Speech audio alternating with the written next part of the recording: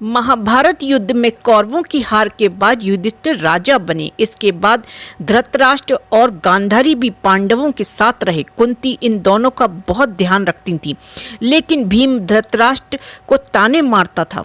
करीब 15 साल तक ऐसे ही चलता रहा। एक दिन धृतराष्ट्र और गांधारी ने वानप्रस्थ यानी वन में तप करने का निश्चय किया और महल से निकल गए।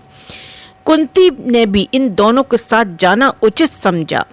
इन तीनों के वन में जाने के करीब 3 साल बाद देवर्षि नारद युधिष्ठिर के पास पहुंचे। युधिष्ठिर ने नारद मुनि को उचित आदर सत्कार किया। युधिष्ठिर जानते थे नारद मुनि को तीनों लोगों की खबर रहती है, इसलिए उन्होंने धृतराष्ट्र, गांधारी और अपनी माता कुंती के बारे में पूछा कि ये लोग कहाँ और कैसे हैं।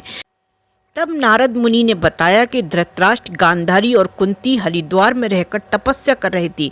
एक दिन जब वह गंगा स्नान कर आश्रम आ रहे थे, तभी वन में भयंकर आग लग गई और दुर्बलता के कारण धृतराष्ट्र, गांधारी और कुंती आग से बचने के लिए भाग नहीं सके। तब उन्होंने उसी आग में अपने प्राण त्यागने का विचार किया और वहीं एकाग्रचित होकर बैठ गए। इस तरह धृतराष्ट्र, गांधारी और कुंती की मृत्यु हो गई। तब युधिष्ठिर ने उनका श्राद्ध कर्म किया। धृतराष्ट्र, गांधारी, कुंती की मृत्यु का समाचार सुनने के बाद पांडवों के महल में शोक फैल गया। सभी दुखी थे। तब देवर्षि नारद ने सभी को सांत्वना दी। युधिष्ठिर ने विधि पूर्वक सभी का श्राद्ध कर्म करवाया और दान दक्षिणा देकर उनकी आत्मा की शांति के लिए संस्कार किए।